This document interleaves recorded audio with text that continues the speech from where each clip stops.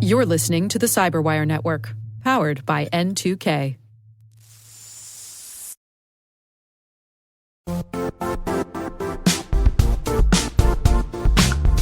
And now a word from our sponsor, CrashPlan.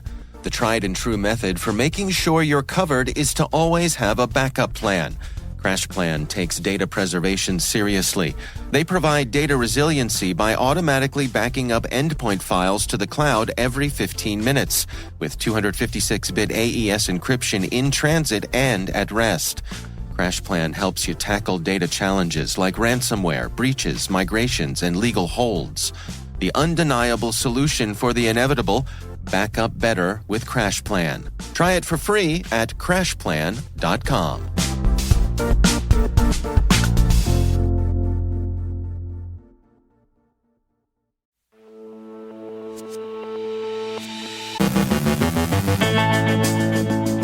Sophos analyzes malvertising through purchased Google ads. The MOVEit vulnerability is remediated faster than most. The delivery checkout backdoor is used against Ukrainian targets. SORM is under stress. Ukrainian police roll up another bot farm working in support of Russian influence operations. AJ Nash from ZeroFox provides insights on the White House cybersecurity labeling program. David Moulton from Palo Alto Networks Unit 42 introduces his new segment, Threat Vector. And we bid farewell to Kevin Mitnick.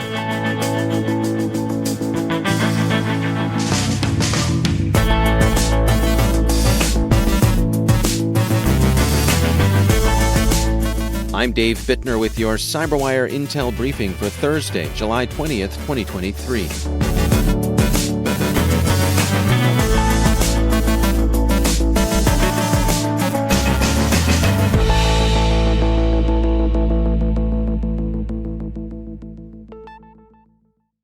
Sophos has released a threat profile report for malvertising campaigns that use paid advertisements to infect victims with info stealers and backdoors. The threat actors have been using search engine optimization poisoning to position themselves at the top of search results, thereby making users more ready to click malicious links and download malware. As Sophos explains, as well as conning search engines to try to get their malicious sites near the top of search results, they can also pay for the privilege, buying paid ads from Google so that their sites are guaranteed to appear prominently. This attack, known as malvertising, is often aimed at users looking to download popular software applications. Malvertising isn't a new tactic, but it's growing in popularity, especially when paired with SEO. Through its own research, Sophos has determined that many of the malicious ads were in fact purchased and presented through Google Ads, and larger market trends are also reflected in the criminals' ad buys. Sophos also noticed that newer malvertising campaigns tend to forego previous fake advertisements for sought-after tools like WinRAR and Notepad++, instead targeting users searching for AI-related tools such as ChatGPT and Midjourney. So the cyber gangs have recognized the truth of what Dorothy L. Sayers wrote almost 100 years ago: it pays to advertise. Bitsight has published a report looking at organizations' remediation of the various MOVEit vulnerabilities disclosed over the past few months. Bitsight says, "We are observing what we call rapid remediation for these vulnerabilities. Typical remediation rates for software vulnerabilities are at a mere 5% per month, while these remediation rates are significantly faster. In a typical vulnerability remediation pattern, it would take 29 months to reach the same level of remediation we observe happening for MOVEit after just 42 days. In other words, organizations are remediating CVE 2023-34-362 roughly 21 times faster than what's considered typical. The point?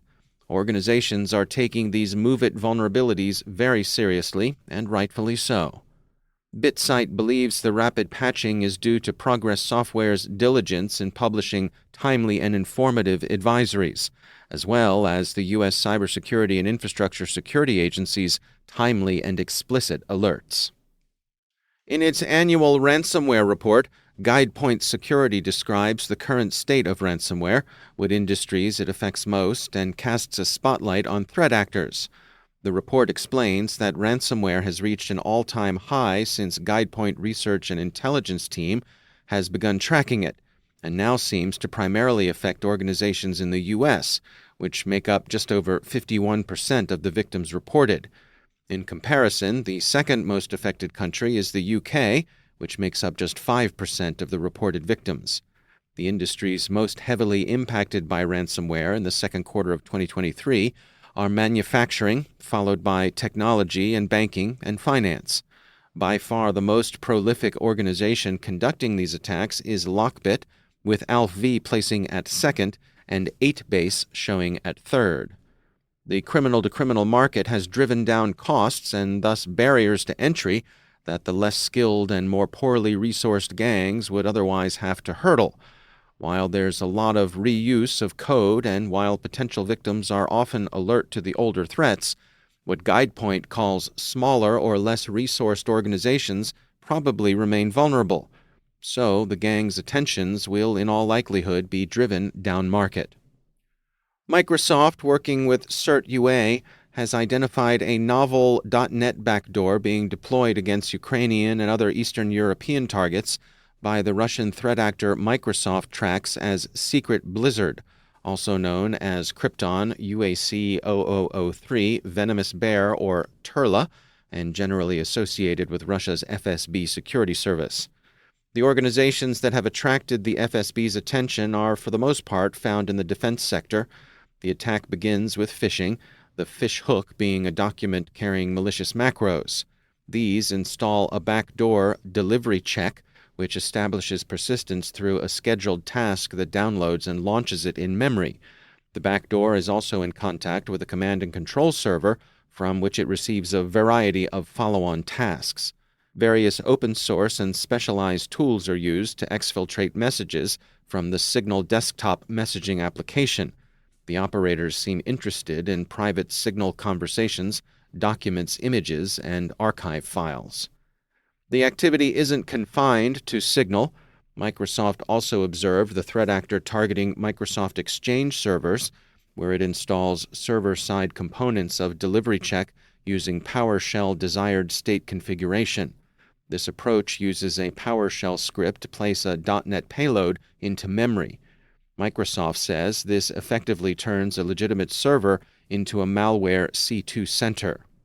We note in full disclosure that Microsoft is a CyberWire partner. A study by the Carnegie Endowment for International Peace concludes that sanctions have rendered Western technology increasingly inaccessible to Russia's government, and that this is placing Moscow's domestic surveillance apparatus, SORM, under stress. SORM rides atop Russia's ISPs and telcos, and those sectors are being hit hard by sanctions levied in response to Russia's invasion of Ukraine.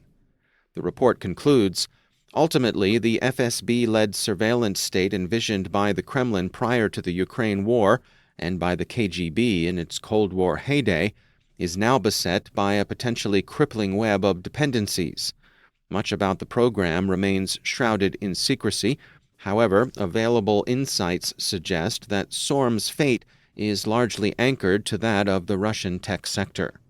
The record points out the irony of the situation. About half of Russia's mobile infrastructure had been furnished by Nokia and Ericsson. Both companies have said they won't sell further systems to Russia, and their participation in the sanctions has been supported by Finland's and Sweden's decision to join NATO. Those decisions were given impetus by Russia's invasion of Ukraine. Ukrainian police announced this week that they've broken up a criminal operation working from Ukrainian cities that amplified Russian propaganda directed against Ukrainian popular opinion. The group is also said to have engaged in data theft and other cybercriminal activities. In addition to the arrests, police seized SIM cards and other hardware. And we conclude with a somber note. The renowned hacker Kevin Mitnick, known widely as a hacker in the true sense, has passed away at the age of 59, losing his battle with cancer. For those unfamiliar with his career, Mitnick delved into hacking with an art-for-art's sake spirit, starting as a phone freak during his teenage years.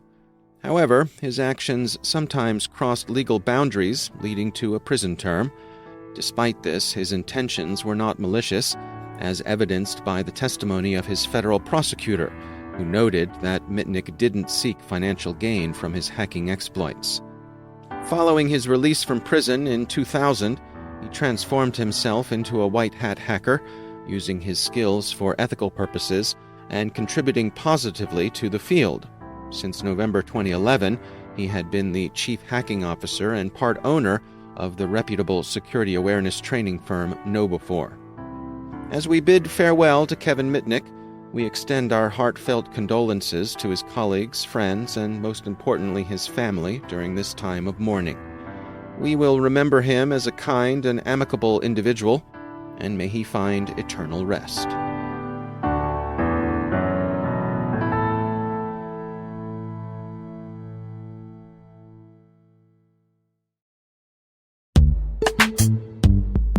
Struggling to secure on-prem apps with modern identity? Don't worry, you're not alone. Join industry leaders from Fortune 500 organizations to secure your apps on any cloud with any IDP, regardless of your environment's complexity. Meet Strata's identity orchestration platform, Mavericks. Say goodbye to the headaches of app refactoring and legacy tech debt. With identity orchestration, you can modernize legacy apps to use MFA or passwordless authentication in a few weeks, migrate from one IDP to another, and so much more without changing the app. No matter your IAM use case, Strata extends the value of your current identity investments. And the best part? You can try it for free today. Visit strata.io/cyberwire to share your biggest identity challenge, and they'll hook you up with a complimentary pair of AirPods Pro. Don't miss out. Visit strata.io/cyberwire. That's strata.io/cyberwire.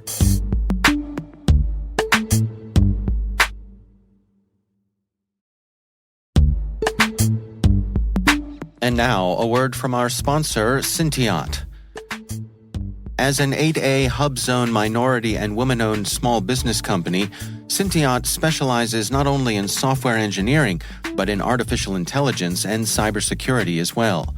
Syntiot's customers, and they retain those customers, include the U.S. Department of Defense, the intelligence community, and the Departments of State and Justice.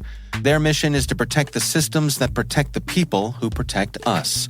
If you're looking for a partner in accomplishing your mission, check out Syntiot.com. That's Cinteot.com. Your partners in everything data and cybersecurity.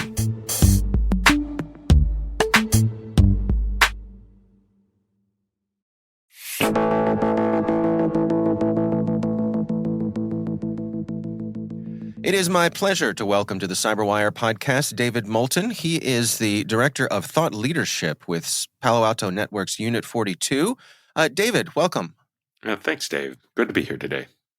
So this kicks off a series of segments that you and I are going to share together from Unit 42 and your colleagues there. Can we start off with some descriptive stuff here for folks who may not be familiar with Unit 42 at Palo Alto? What is the mission of you and your colleagues there? So Unit 42 is a threat intelligence business. It is a incident response business. It is a team of experts that can help our clients out with proactive assessments.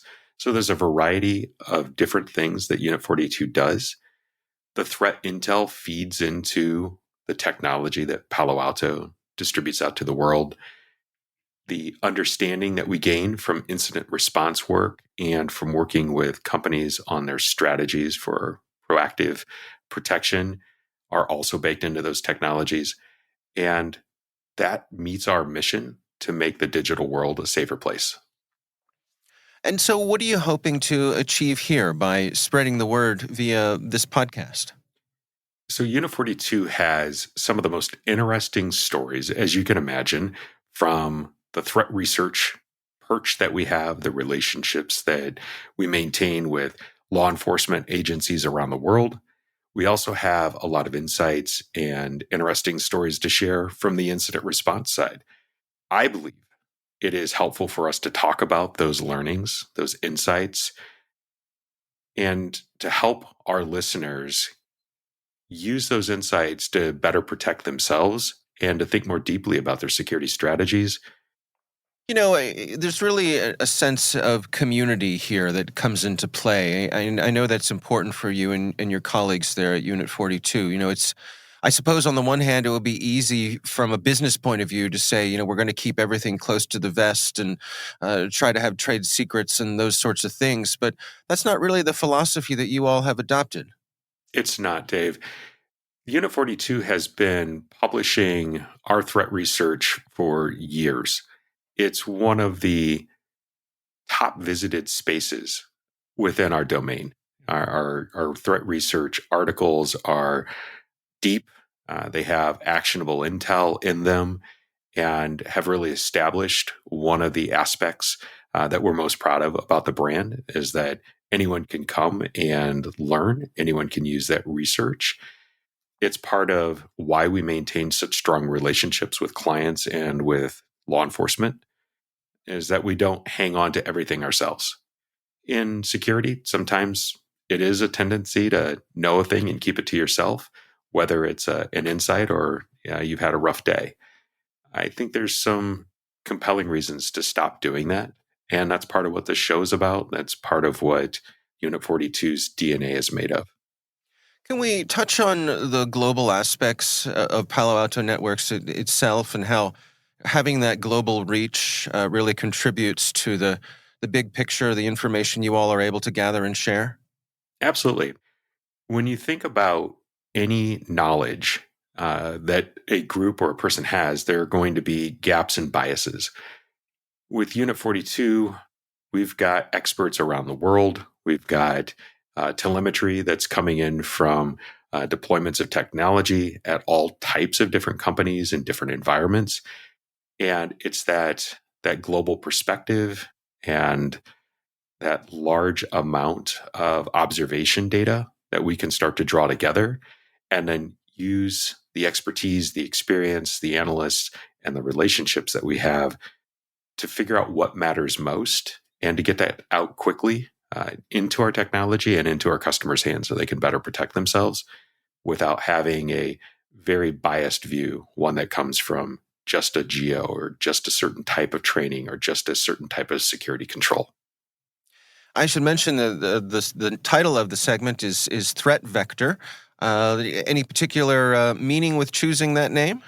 Well, yes. So when you think about threat intelligence, that's the core aspect of Unit 42. The threat intel drives so much of what we do, understanding the TTPs, understanding what different threat actors are doing or not doing. If they move parts of their infrastructure from one space to another, you've got to interpret what that means. So we wanted to definitely lean into the idea of threat, and then vector goes right there with it. Where is it coming from? What is its angle? What is its velocity? And, I'm hoping to get something going here with my team calling it Threat Vector Thursdays when we're appearing on the CyberWire Daily. So look out for that hashtag, Threat Vector Thursdays. Fair enough. Well, I'm looking forward to what is yet to come. David Moulton is from Palo Alto Networks Unit 42. David, welcome to the CyberWire, and thanks so much for taking the time for us today. Absolutely delighted to be here. Thanks, Dave.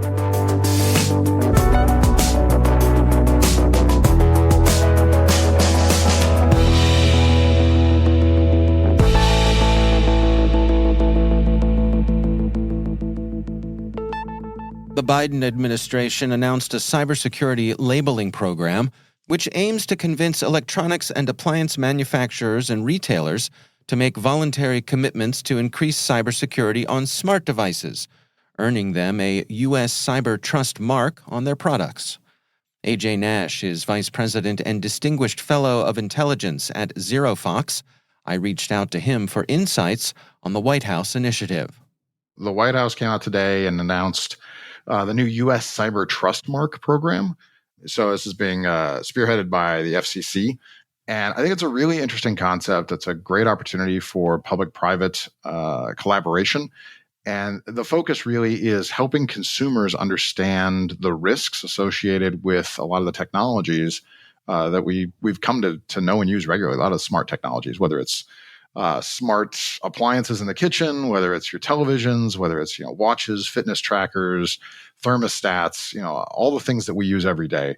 There's a lot of risk associated with these technologies, and the average consumer really doesn't have much of a way of understanding that. It's very technical.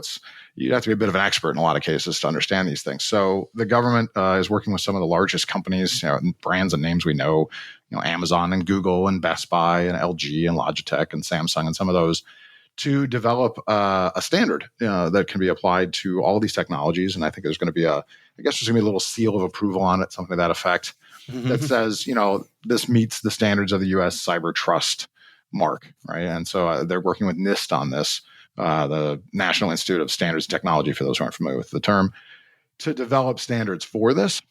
So I think it's great. I think it's virtually impossible right now for consumers to know, should I buy this technology? Should I not? I mean, I don't know about you, but I have family members often come up to me and talk to me about this. Is this safe? Should we get this in the house? Should we not have it in our house? Should we have digital photo albums? Those kind of things come up a lot. And so I think, to be honest, I think this might be overdue. So it's great to see. It's going to take time. I mean, they've got to develop the standards and figure it out where it goes. I don't recall seeing a timeline for this, other than I think by the end of 2023, NIST was going to have a standard for routers specifically. Right. So it's obviously going to move somewhat quickly, but I think it's great. I think it should make it much easier for the consumer to know, comparatively at least, is this a technology I should or shouldn't buy compared to others? And you got to be able to understand your own risk. And this is going to empower people to make better decisions, I think. Probably pressure technologies too, and companies to build better products out of the box, instead of sending things off into the marketplace and then discovering the vulnerabilities later when people have been compromised and had to deal with those vulnerabilities. It strikes me that this may be the cybersecurity equivalent of the Energy Star sticker that we've all grown accustomed to. Yeah, I think so. Somebody else mentioned that earlier to me today as a comparison. I think it's a good comparison, right? You and I can't speak for you, but I'm going to gamble that before that existed, you didn't know how much energy your refrigerator used in a year. I know I didn't, right? I think that's true. I think also, maybe some of the energy standards that have been applied to cars, if you look at a sticker price, it'll tell you how much fuel it's supposed to use over the year or something like that. So yeah, I think so. It's the kind of information that helps us make better decisions on what we purchase, but we would never be able to calculate it ourselves. So as consumers right now, we're sort of in the dark on this, which means you just have to trust whatever company you're working with, and in a lot of cases, just kind of hope. And a lot of data has been exposed through a lot of these technologies. The fitness trackers come to mind specifically. I know a lot of people have, whether it's a Fitbit or Samsung or Google or Apple or whoever's on your wrist right now, all these different trackers and technologies that are out there. And I don't think people understand how much of that is unsecure right now, and how important that is for threat actors who want to track somebody down, whether it's a stalker, whether it's a nation state trying to target somebody. There's any number of nefarious reasons to want to know where somebody is and when. And a lot of those technologies aren't well secured.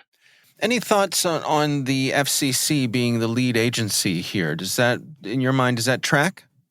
Yeah, I think that's where it belongs. This falls in line with what the FCC does. This falls in line with their mission, right? I'm sure there'll be speculation and debate. There's a couple other places that probably come to mind that people will take a look at. I think wherever something happens within a government administration, there's going to be detractors who say, well, it should be here, it should be there. I'll be interested to see who they work with. Working with NIST, I think, is a fantastic thing. I think that's really important. The Department of Energy is going to be involved in a collaborative effort as well with national labs. And I think, we'll probably see, some of the cybersecurity components involved, whether it's, Cybercom or CISA or whoever. I'm sure there'll be other bits and pieces tied to this. But yeah, to me, it makes sense that the FCC is going to spearhead this. It seems like something that fits within their remit. And how do you feel about this being a voluntary program rather than compulsory? Well, I think that's always a good place to start. It's really hard for the government to come in and mandate things. Mandate is almost always very unpopular, right? I think coming in and saying, we have a program, sure, we'll make it voluntary. Listen, a lot of big names have already signed up to do this, a lot of big brands. I think the competitive market will probably end up taking advantage of that. This is going to create a competitive advantage. If you have a product that has a seal of approval on it, for the average consumer, assuming this is well understood, which, as you said, like Energy Star, for instance, you're going to have some marketing to go with this so people know what the stamp means. I think others they won't have to be compelled to do it. They'll have to do it if they want to stay in the market, if they want to stay competitive. So I think it's a wise place to start. Let's see how the competitive market handles it. And then we'll go from there. Now, if it turns out that really unsecure devices are undercutting the market by 50, 60, 70% in pricing, and price is driving consumers to continue to buy risky things, I wouldn't be surprised if the government wants to incentivize a little bit more. But it's really hard to mandate things, and they get off to a really slow start, and especially in a super politicized world we're in now. No matter who was in office, no matter which party was in office, no matter which party had Congress, whatever it might be, they're going to argue with each other. And mandates are just a great opportunity for somebody to poke a hole and turn it into a political, football that says, aha, see, they're expanding government, right? Right. So I think just avoiding that pitfall is a nice place to go, to say, hey, we're trying to do something to make people safer. We're not going to force it on you, but here's the way it's going to work. I think that also avoids politics in a time when almost everything is political. So it seemed like it made sense to me. Yeah, I often joke that, you could hand out gold bricks and there'd be people who complain that they're too heavy. That's a good point. It's the same person that's going to complain if they win the lottery and have to pay taxes, right? Right. Exactly. There's always something. But I promise you, if you hand me a gold brick, I will not complain about the weight. And if anybody knows the winning lottery numbers for this week and hands them to me, I promise I won't complain about the taxes. Deal. All right. AJ Nash is from ZeroFox. AJ, thank you so much for joining us.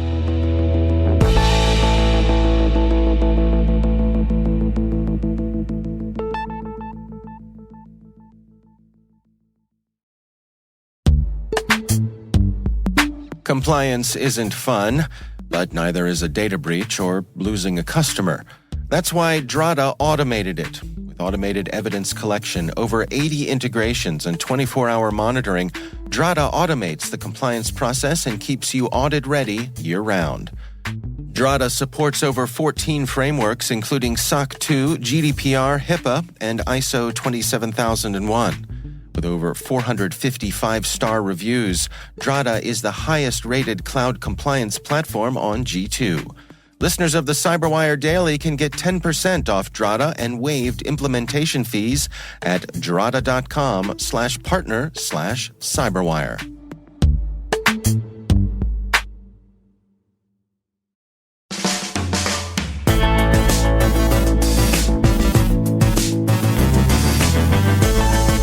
And that's the CyberWire. For links to all of today's stories, check out our daily briefing at thecyberwire.com. We'd love to know what you think of this podcast. You can email us at cyberwire@n2k.com. Your feedback helps us ensure we're delivering the information and insights that help keep you a step ahead in the rapidly changing world of cybersecurity. We're privileged that N2K and podcasts like the CyberWire are part of the daily intelligence routine of many of the most influential leaders and operators in the public and private sector, as well as the critical security teams supporting the Fortune 500 and many of the world's preeminent intelligence and law enforcement agencies. N2K's strategic workforce intelligence optimizes the value of your biggest investment, your people. We make you smarter about your team while making your team smarter. Learn more at n2k.com. This episode was produced by Liz Irvin and senior producer Jennifer Eiben. Our mixer is Trey Hester, with original music by Elliot Peltzman. The show was written by our editorial staff. Our executive editor is Peter Kilpie, and I'm Dave Bittner. Thanks for listening. We'll see you back here tomorrow.